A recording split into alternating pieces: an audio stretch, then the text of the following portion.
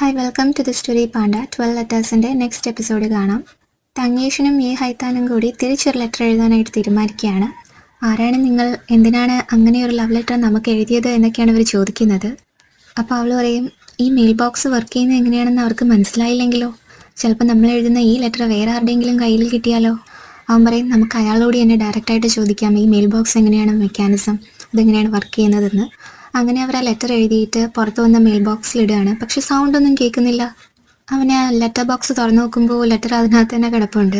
അവൻ പറയുന്നുണ്ട്, ചിലപ്പോൾ നമ്മളിത് പൂട്ടാത്തത് കൊണ്ടായിരിക്കും ലെറ്റർ പോവാത്തത്, ഒന്ന് പൂട്ടിയിട്ട് ട്രൈ ചെയ്ത് നോക്കുക. അങ്ങനെ കീ വെച്ച് അത് പൂട്ടാണ്. എന്നിട്ട് ആ ലെറ്റർ വീണ്ടും അതിനകത്തേക്ക് ഇടുകയാണ്. പക്ഷെ സൗണ്ടും കേൾക്കുന്നില്ല. വീണ്ടും ലോക്ക് തുറന്നു നോക്കുമ്പോൾ ലെറ്റർ പോയിട്ടില്ല. അപ്പോൾ അവൾ പറയുന്നുണ്ട്, ചിലപ്പോൾ നമ്മൾ കൊണ്ടുവന്ന സമയം തെറ്റായിപ്പോയി കാണും. അന്ന് നമുക്ക് ആ ലെറ്റർ കിട്ടിയ സമയത്ത് ക്ലോക്കിൽ 12 മണിയും അടിച്ചിട്ടുണ്ടായിരുന്നു. അതുപോലെ ഒരു ഓറഞ്ച് ക്യാറ്റും ഇവിടെ ഉണ്ടായിരുന്നു. ചിലപ്പോൾ അങ്ങനെയുള്ള കണ്ടീഷൻസൊക്കെ ആവശ്യമായിരിക്കും ഈ ലെറ്റർ പോകുന്നതിന്. എങ്കിൽ നമുക്ക് നാളെ രാത്രി ട്രൈ ചെയ്യാമെന്ന് പറഞ്ഞിട്ട് അവരവിടെ നിന്ന് പോവുകയാണ്. എന്നിട്ട് 2026 ഇവിടെ യൂണിയൻ ലെറ്ററിന് പുറമെ കുറേ സാധനങ്ങൾ കൊണ്ടുവന്ന് കൊടുക്കുകയാണ് അവൻ്റെ കയ്യിൽ. ലെറ്ററിൻ്റെ കൂടെ നമുക്ക് ഇതും അയച്ചു നോക്കാം, എനിക്ക് ചെക്ക് ചെയ്യണം ലെറ്റർ മാത്രമാണോ പോകുന്നത്, അതേ ഈ സാധനങ്ങളും അയക്കാൻ പറ്റുമോ ഇല്ലയോ എന്ന്. ലെറ്റർ അയക്കണമെങ്കിൽ രാത്രി ആയിരിക്കണം, 12 മണിയാകണം, ആ ക്യാറ്റിൻ്റെ പ്രസൻസ് വേണമെന്നൊക്കെ ഞാൻ കാൽക്കുലേറ്റ് ചെയ്തെടുത്തു. പക്ഷേ ഈ സാധനങ്ങളൊക്കെ അയക്കാൻ പറ്റുമോ ഇല്ലയോ എന്നും കൂടി ചെക്ക് ചെയ്യണം. അവൻ ആദ്യം ഓക്കെ അല്ല എന്ന് പറഞ്ഞിട്ടുണ്ടെങ്കിലും പിന്നീട് അവൻ സമ്മതിക്കുകയാണ്. അവനാണ് ഇത്തവണ ലെറ്റർ എഴുതിയേക്കുന്നത്. അവളെ ചോദിക്കുന്ന, നീ എന്താ എഴുതിയെന്ന് ചോദിക്കുമ്പം അവനൊന്നും പറയുന്നില്ല. അവൾ വരുമ്പോൾ കുറച്ച് ക്യാറ്റ് ഫുഡും കൊണ്ടുവരുന്നുണ്ട്. ഇതാ ക്യാറ്റിന് കൊടുക്കാമല്ലോ. ലെറ്റേഴ്സൊക്കെ അയക്കാൻ കഴിവുള്ള ഒരു പ്രത്യേകതരം ക്യാറ്റല്ലേ, അതൊരു ഓർഡിനറി ക്യാറ്റാണെന്ന് തോന്നില്ല, എന്തോ മാജിക്കൽ പവർ അതിനുണ്ട്. അപ്പോൾ ഈ പ്രീമിയം ക്വാളിറ്റി ക്യാറ്റ് ഫുഡാണ് ഞാൻ വാങ്ങിയിട്ടുണ്ട് എന്നൊക്കെ അവൾ പറയുന്നുണ്ട്. അവർ അന്ന് രാത്രി ലെറ്റർ അയക്കാനായിട്ട് പോവുകയാണ്. അവൻ പറയുന്നുണ്ട്, ആ സെക്യൂരിറ്റി ഗാർഡിനെ കൂടെ കൂട്ടിക്കോ, എനിക്ക് നിങ്ങൾ അത്രയ്ക്ക് വിശ്വാസമൊന്നുമില്ല, നിങ്ങൾ രണ്ടുപേരും കൂടി രക്ഷപ്പെടാനായിട്ട് ശ്രമിക്കേണ്ട, ഇന്നെന്തായാലും നമ്മളിത് ട്രൈ ചെയ്യും. എന്നിട്ട് അവൻ അവൻ്റെ ഫോണിലെ ക്യാമറയൊക്കെ ഓണാക്കി വീഡിയോ റെക്കോർഡ് ചെയ്യാനായിട്ടൊക്കെ ശ്രമിക്കുന്നുണ്ട്. അവനെ ലെറ്റർ ബോക്സിൽ ലെറ്റേഴ്സ് വയ്ക്കുന്നതിൻ്റെ കൂട്ടത്തിൽ ഈ ഫോണും അവിടെ വെക്കുന്നുണ്ട് വീഡിയോ ക്യാപ്ചർ ചെയ്യാനായിട്ട്. അതേസമയം 91 ഈ ഹൈത്താങ്ങും തങ്ങേഷനും അവർ വന്ന രാത്രി ലെറ്റർ ഇടാനായിട്ട് വന്ന് നിൽക്കുകയാണ് മെയിൽ ബോക്സിനടുത്ത്. സമയം 12 മണിയായി. ഈ ഹൈത്താങ് പോസ്റ്റിൻ്റെ ലെറ്റർ ഇടും. അതേസമയം 2026 ഇവനും ലെറ്റർ ബോക്സിനകത്ത് ലെറ്റർ ഇടുന്നുണ്ട്. 91 ഈ ഹൈത്താങ് ലെറ്റർ ബോക്സ് തുറന്നു നോക്കുമ്പോൾ അവളുടെ ലെറ്റർ പോയിട്ടുണ്ട്. അവർ സന്തോഷിക്കുകയാണ്. പക്ഷേ ഇവിടെ 2026 ലെറ്റർ ബോക്സിൽ തുറന്നു നോക്കുമ്പോൾ ലെറ്റേഴ്സ് പോയിട്ടില്ല. അപ്പോൾ അവൻ ഉറച്ചു വിശ്വസിക്കുകയാണ്, ഇവരെന്തോ കള്ളക്കളി കാണിച്ചതാണല്ലോ, കണ്ടോ നിങ്ങളുടെ ബ്ലാക്ക് മാജിക് ഇപ്പോൾ ഫെയിലായിരിക്കുകയാണെന്നൊക്കെ അവൻ പറയുന്നുണ്ട്. അപ്പോൾ സെക്യൂരിറ്റി ഗാർഡ് അവൾ ഒരുമിച്ച് പറയുന്നുണ്ട്, ചിലപ്പോൾ ആ ക്യാറ്റ് വരാത്തതായിരിക്കും, ക്യാറ്റിൻ്റെ പ്രസൻസ് ആവശ്യമാണെന്ന് ഞാൻ അന്നേ പറഞ്ഞതല്ലേ. അപ്പോൾ സെക്യൂരിറ്റി ഗാർഡ് അവൻ്റെ ലെറ്റർ എടുത്ത് നോക്കുന്നുണ്ട്. അത് ഒരു ബ്ലാങ്ക് പേപ്പർ ആയിരുന്നു, അവൻ അതിൽ ലെറ്റർ ഒന്നും എഴുതിയിട്ടില്ല. അവളത് കണ്ടിട്ട് അവനോട് ചോദിക്കുന്നുണ്ട്, നീ എന്തിനാ വെറും ബ്ലാങ്ക് പേപ്പർ ഇട്ടേ, നീ എന്താ ഇതൊരു തമാശയാണെന്നാണോ വിചാരിക്കുന്നത്. സെക്യൂരിറ്റി ഗാർഡും പറയുന്നുണ്ട്, നീ എന്താ സ്പിരിറ്റ്സിനെയൊക്കെ ദേഷ്യപ്പെടുത്താനായിട്ടാണോ ശ്രമിക്കുന്നത്, കൂടാതെ ഈ ഫോൺ നീ എന്തിനാ ലെറ്റർ ബോക്സിനകത്ത് വെച്ചേ, അത് ചിലപ്പോൾ ഇലക്ട്രോ മാഗ്നറ്റിക് ഇൻ്റർഫിയറൻസ് ഒക്കെ ഉണ്ടാക്കും. അപ്പോൾ ഇവർ രണ്ടും കൂടി ഫൈറ്റ് ചെയ്യുകയാണ്. അവളും അവനും കൂടി ഓരോന്നും പറയുന്നുണ്ട്. അവൻ പറയും, നീ എന്നെ സ്കാം ചെയ്യാൻ ശ്രമിക്കുകയല്ലേ. അപ്പോൾ അവൾ പറയുന്നുണ്ട്, ഞാൻ എപ്പോഴാണ് നിന്നെ സ്കാം ചെയ്യാൻ ശ്രമിച്ചത്, ഞാൻ എൻ്റെ അച്ഛനെ കണ്ടെത്താനാണ് ശ്രമിക്കുന്നത്. നീ മെയിൽ ബോക്സിനിട്ട് എന്തെങ്കിലും ചെയ്തു കഴിഞ്ഞാൽ ഞാൻ നിന്നെ വെറുതെ വിടുമെന്ന് നീ വിചാരിക്കേണ്ട, നിനക്ക് അത്രയ്ക്ക് പ്രശ്നം ഉണ്ടെങ്കിൽ നീ പോയി പോലീസിനെ വിളിക്കുക. അപ്പോൾ അവൻ പറയാം, ഞാൻ പോലീസിനെ വിളിക്കാൻ തന്നെയാണ് പോകുന്നതെന്നും പറഞ്ഞുകൊണ്ട് ലെറ്റർ ബോക്സ് തുറക്കുകയാണ്. അവൻ വെച്ച സാധനങ്ങളൊക്കെ തിരിച്ചെടുക്കുന്നതിൻ്റെ കൂട്ടത്തിൽ ഒരു ലെറ്റർ അധികമായിട്ട് ഒരെണ്ണമുണ്ട്. അത് കാണുമ്പോൾ അവൻ അതിശയിക്കുന്നുണ്ട്. അവൾ ആ ലെറ്റർ എടുത്ത് വെച്ച് വായിക്കുന്നുണ്ട്. അപ്പോൾ അവനത് വിശ്വാസമാവുന്നില്ല. ഈ ഹൈത്താങ്ങും തങ്ങേഷനും കൂടെ എഴുതിയ ലെറ്ററാണല്ലോ ഇവരുടെ കയ്യിൽ കിട്ടിയേക്കുന്നത്. ആ ലെറ്ററിനകത്ത് ഈ മെയിൽ ബോക്സിൻ്റെ മെക്കാനിസം എങ്ങനെയാണ് എന്നൊക്കെയാണ് ചോദിച്ചിരിക്കുന്നത്. എനിക്കൊരു ലവ് ലെറ്റർ കിട്ടി, അത് നിങ്ങളാണോ എഴുതിയത് എന്നൊക്കെ ചോദിച്ചിട്ടുണ്ട്. ഇതിലെന്തെങ്കിലും അറിയാമെങ്കിൽ ഒരു റിപ്ലൈ തരണം എന്നും പറഞ്ഞ് ലെറ്റർ അവസാനിപ്പിക്കുകയാണ്. അവനിതൊന്നും വിശ്വസിക്കാൻ പറ്റാതെ അവൻ ആ ലെറ്റർ ബോക്സൊക്കെ തള്ളി നോക്കുന്നു, കുലുക്കി നോക്കുന്നു, പിടിച്ചു നോക്കുന്നു, എല്ലാം ചെയ്യുന്നുണ്ട്. എന്നിട്ട് അവൻ അവൻ്റെ മൊബൈൽ ഫോൺ എടുത്ത് നോക്കുകയാണ് വീഡിയോ.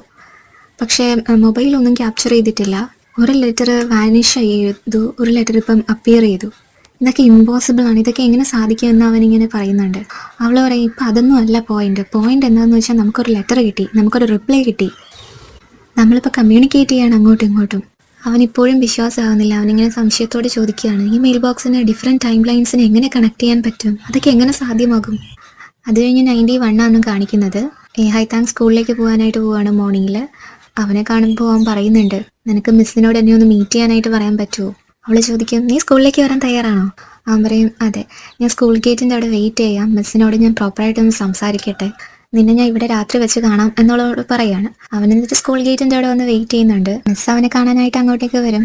അപ്പോൾ അവൻ സിൻസിയർ ആയിട്ട് അപ്പോളജൈസ് ചെയ്യാണ്. ഞാൻ അത്രയ്ക്ക് ഇമ്പൾസീവ് ഒന്നും ആവാൻ പാടില്ലായിരുന്നു, എനിക്കിപ്പോൾ തിരിച്ചു വരണം എന്നുണ്ട്. അപ്പോൾ മിസ് പറയുന്നുണ്ട്, നിനക്ക് തോന്നുമ്പോൾ പോകാനും തോന്നുമ്പോൾ വരാനും ഒക്കെ ഇതെന്താണ്, അത്ര പെട്ടെന്ന് നിനക്ക് തിരിച്ചു വരാൻ പറ്റുമെന്ന് നിനക്ക് തോന്നുന്നുണ്ടോ മിസ്, പ്ലീസ് എന്നൊക്കെ പറഞ്ഞ്. അപ്പോൾ അവൾ പറയുന്നുണ്ട്, ഞാൻ ശ്രമിക്കാം, ഇപ്പം നീ എന്തായാലും വീട്ടിലേക്ക് പോക്കോ. അപ്പോൾ അവൻ ചായയുടെ കാര്യം മിസ്സിനോട് പറയുന്നുണ്ട്. മിസ്സേ, ചായയോട് ഒന്ന് പോയി സംസാരിക്കാവോ? അവൾ പറയും, ഞാൻ എന്തിനാ സംസാരിക്കുന്നത്? ചായ പ്രശ്നക്കാരനല്ല, ചായ അല്ല പ്രശ്നമൊന്നും ഉണ്ടാക്കിയത്. ഞാനും റാറ്റും കൂടി ഉണ്ടാക്കിയ പ്രശ്നം കാരണമാണ് ബാവു അയാളുടെ ആൾക്കാരെയും വിളിച്ചുകൊണ്ട് വന്ന് അവിടെ മുഴുവൻ തകർത്തത്. അവർ വന്ന് ബാവു ബോട്ട് വാങ്ങാൻ വെച്ചിരുന്ന പൈസ എടുത്തുകൊണ്ട് പോയി. ഇപ്പം ചാ ആകെ വിഷമത്തിലാണ്. ചാ പുറത്തോട്ടൊന്നും പോകുന്നില്ല, മുറി അടച്ച അകത്തിരിപ്പാണ്. മിസ്സ് പോയെന്ന് സംസാരിക്കുവാണെങ്കിൽ ചാ ചിലപ്പോൾ ഒന്ന് ഓക്കെ ആയാലോ. മിസ്സ് പറയും, ആദ്യം നീ നിൻ്റെ കാര്യം ശ്രദ്ധിക്കുക, എന്നിട്ടല്ലേ മറ്റുള്ളവരുടെ കാര്യത്തിൽ ഇടപെടുന്നത്. എന്നിട്ട് മിസ് അങ്ങ് സ്കൂളിലേക്ക് പോകും. ഇവിടെ ചായയുടെ പ്ലേസിൽ ചാ അങ്ങനെ പുറത്തേക്കൊന്നും പോകാറില്ല. ഡോറ് തുറന്ന് പുറത്തേക്ക് വരുമ്പോൾ ഡോറിൽ കുറച്ച് ചിക്കൻ വാങ്ങി തൂക്കിയിട്ടിട്ടുണ്ട്. കവറിലാക്കി.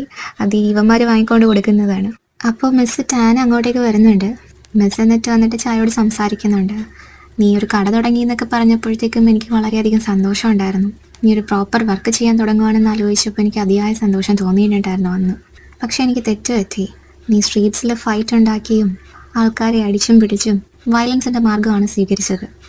എന്തുകൊണ്ടാണ് നീ പോലീസിനെ വിളിക്കാതിരുന്ന അവരൊക്കെ വന്ന് പ്രശ്നം ഉണ്ടാക്കിയപ്പോൾ? അവൻ പറയും, സ്ട്രീറ്റിലെ പ്രശ്നങ്ങൾ സ്ട്രീറ്റിൽ തന്നെ തീർക്കണം, അതാണ് സ്ട്രീറ്റ് കോഡ്. അവൾ അവനെ എന്നിട്ട് ഒരുപാട് ഉപദേശിക്കുന്നുണ്ട്. എന്ത് സ്ട്രീറ്റ് കോഡ്? ലീ യാദവ്, നിനക്കിപ്പോൾ 30 വയസ്സാണ്, നീ നല്ല കേപ്പബിൾ ആണെന്ന് നിനക്കും അറിയാം. ഇങ്ങനെ സ്ട്രീറ്റിൽ കിടന്ന് അടിയുണ്ടാക്കാനാണോ നിൻ്റെ ജീവിതം?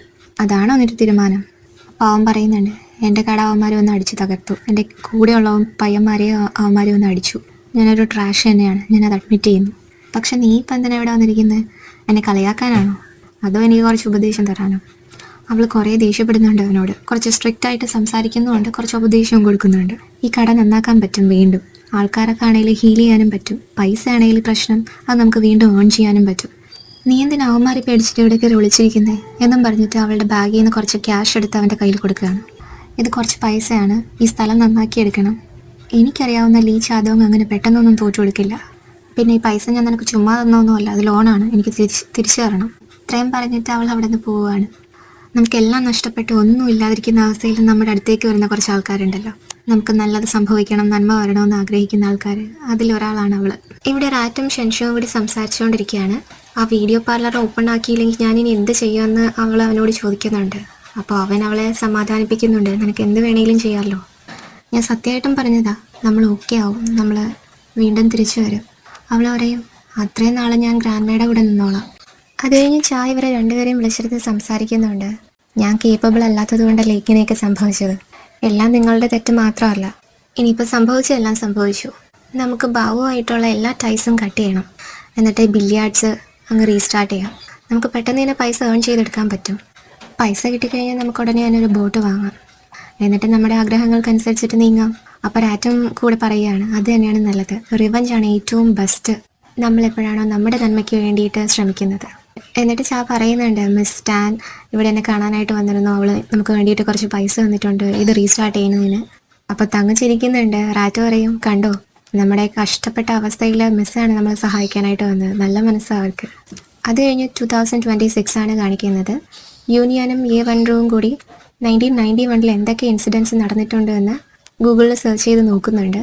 അപ്പോഴാണ് അവളുടെ ശ്രദ്ധയിൽപ്പെടുന്നത്, മെയ്വാൻ ടൗണിലെ 1991 ഒരു വാട്ടർ സ്പൗട്ട് ഇൻസിഡൻറ്റ് ഉണ്ടായിട്ടുണ്ട്. അപ്പോൾ അവൾ അവനോട് പറയുന്നുണ്ട്, നമുക്ക് ഈ ഇൻസിഡൻറ്റിനെ കുറിച്ച് കത്തിൽ അവളോട് പറയാം.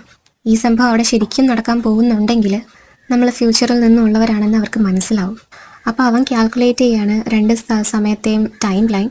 ഇവർ ലെറ്റർ ഇവിടെ നിന്ന് അയക്കുമ്പോൾ 91 അവർക്ക് 2 ദിവസം കഴിഞ്ഞിട്ടാണ് ലെറ്റർ കിട്ടുന്നത്. സെപ്റ്റംബർ 23 ഈ വാട്ടർ സ്പൗട്ട് ഇൻസിഡൻറ്റ് നടക്കാൻ പോകുന്നത്. 91 ഇതുവരെയ്ക്കും സെപ്റ്റംബർ 23 ആയിട്ടില്ല. അപ്പോൾ അവൻ ചോദിക്കുന്നുണ്ട്, നീ പറയുന്ന സമയത്തിനുള്ളിൽ അവർക്ക് ഈ ഇൻസിഡൻറ്റ് നടക്കുന്നതിന് മുന്നേ ലെറ്റർ കിട്ടുമോ? അവൾ പറയും, നമുക്കൊരു കാര്യം ചെയ്യാം, ഇപ്പോൾ നമ്മുടെ കയ്യിലുള്ള ഈ ഇൻസിഡൻറ്റിൻ്റെ കഥ അവർ അയച്ചു കൊടുക്കാം. അത് അവർക്ക് ഓൾറെഡി അറിയാമെന്നുണ്ടെങ്കിൽ നമുക്ക് വേറെ എന്തെങ്കിലും ഇൻസിഡൻറ്റ് തപ്പിപ്പിടിച്ചിട്ട് അതിനെക്കുറിച്ച് അയക്കാം. അങ്ങനെ അന്ന് രാത്രി 12 മണിക്ക് അവരവിടെ പോയി ലെറ്റർ ബോക്സിലെ കത്തിടുന്നുണ്ട്. ഇവിടെ 91 A ഹൈത്താങ്ങ സ്റ്റോറിൽ നിൽക്കുമായിരുന്നു. അവൾ 12 മണിയാകുമ്പോൾ കീ എടുത്തുകൊണ്ട് പോയി ലെറ്റർ ബോക്സ് ഓപ്പൺ ചെയ്ത് നോക്കുന്നുണ്ട്. അപ്പോൾ ശരിക്കും അതിനുള്ളിൽ ഒരു ലെറ്റർ കിടപ്പുണ്ട്. അവൾ ആ ലെറ്റർ എടുത്തുകൊണ്ട് അവൻ്റെ അടുത്തേക്ക് വരും. അവൻ ചായയുടെ പ്ലേസിലായിരുന്നു ഉണ്ടായിരുന്നത്, അവിടെ എല്ലാം ക്ലീനപ്പ് ചെയ്യുകയായിരുന്നു. അവൻ അവളോട് പറയും, സോറി ഞാൻ ഇവിടെ ഈ തിരക്കിലാകപ്പെട്ട് പോയോണ്ടാണ് അങ്ങോട്ട് വരാത്തേ. നിനക്ക് ലെറ്റർ കിട്ടിയോ? ഈ ലെറ്ററിൽ എന്താ പറയുന്നതെന്ന് ചോദിക്കുമ്പോൾ അവൾ പറയും, ഞാൻ നീ ഇല്ലാത്തതുകൊണ്ട് ലെറ്റർ തുറന്ന് വായിച്ചിട്ടില്ല. അവൻ ചായയോട് പറഞ്ഞിട്ട് പോവുകയാണ് അവിടുന്ന്. അങ്ങനെ അവരൊരുമിച്ച് ആ ലെറ്റർ ഓപ്പൺ ചെയ്ത് വായിക്കുന്നുണ്ട്. എൻ്റെ പേര് യൂനിയൻ ആണ്. ബെയ്ജിങ് സിറ്റിയിലെ നോർത്തേൺ ഷിപ്പ് ബിൽഡിങ്ങിൻ്റെ അവിടെയുള്ളൊരു മെയിൽ ബോക്സിൽ നിന്നാണ് എനിക്ക് ലെറ്റർ കിട്ടുന്നതും അതിന് മറുപടിയായിട്ട് ഞാൻ ഈ ലെറ്റർ അയക്കുന്നതും. ഈ ഒരു ലെറ്ററിൽ മാത്രമേ കത്തുകൾ ഇങ്ങനെ ഡിഫറെൻറ്റ് ടൈം ലൈനിലേക്ക് അയക്കാനായിട്ട് കഴിയുന്നുള്ളൂ. ഞാനിപ്പോൾ കത്ത് അയക്കുന്നത് നവംബർ 12, 2026 നിന്നാണ്. നിങ്ങൾ ശരിക്കും 1991 നിന്നാണ് ഈ കത്ത് എഴുതുന്നതെന്നുണ്ടെങ്കിൽ നിങ്ങൾക്ക് ഫ്യൂച്ചറിൽ സംഭവിക്കാൻ പോകുന്ന ഒരു ഇവൻറ്റ് ടെസ്റ്റിഫൈ ചെയ്യാം. 1991 സെപ്റ്റംബർ 23 ഉച്ചയ്ക്ക് ഒരു വാട്ടർ സ്പൗട്ട് ഇൻസിഡൻറ്റ് മെയ്വാൻ ടൗണിൽ നടക്കാൻ പോകുന്നുണ്ട്. പിന്നെ ആ ലവ് ലെറ്റർ എഴുതിയത് ഞാനല്ല. നിങ്ങൾക്ക് യു ഷിഹോങ് എന്ന് പറയുന്ന ആളെ അറിയാവോ? ഇതിന് റിപ്ലൈ ഉടനെ തരണം, താങ്ക് യു എന്നാണ് ലെറ്ററിലെ കണ്ടൻറ്റ്. ലെറ്റർ വായിച്ചിട്ട് ഈ ഹൈത്താങ് പറയുന്നുണ്ട്, ഈ മെക്കാനിസം ശരിക്കും വർക്ക് ചെയ്യുന്നുണ്ട്. നമ്മളൊരു ലെറ്റർ എഴുതി അയച്ചപ്പോൾ അതിന് നമുക്ക് ശരിക്കും റിപ്ലൈ കിട്ടി. അവൻ പറയുന്നുണ്ട്, ഈ ലെറ്റർ എഴുതിയത് യൂനിയൻ എന്ന് പറയുന്ന ഒരു പെൺകുട്ടിയാണ്. യു ഷിഹോങ്ങിനെ കുറിച്ച് ചോദിക്കുന്നുമുണ്ട്. പോരാത്തതിന് അവരല്ല ലവ് ലെറ്റർ എഴുതിയതെന്നും പറയുന്നുണ്ട്. അപ്പോൾ അതിനർത്ഥം യു ഷിഹോങ് ആണ് ആ ലവ് ലെറ്റർ എഴുതിയതെന്നാണോ? ആരാണ് ഈ യു ഷിഹോങ്? അവൻ അവളോട് ചോദിക്കും, നിനക്കറിയാവോ? അവൾ പറയും, എനിക്കറിയില്ല ആരാണെന്ന്. പോരാത്തതിന് ഈ ലെറ്ററിൽ 2026 എന്നാണ് എഴുതിയിരിക്കുന്നത്. എന്താണ് ഈ 2026? വർഷമല്ലേ? ഏകദേശം ഒരു 35 വർഷത്തിന് ശേഷം. ഇതിനർത്ഥം അവർ ഫ്യൂച്ചറിൽ നിന്നാണെന്നാണോ? അവനും അത് വിശ്വസിക്കാനായിട്ട് പറ്റുന്നില്ല. നോക്ക്, ഫ്യൂച്ചറിൽ നിന്നൊരാൾ എങ്ങനെയാണ് എൻ്റെ പേരിൽ നിനക്ക് ലവ് ലെറ്റർ എഴുതുന്നത്?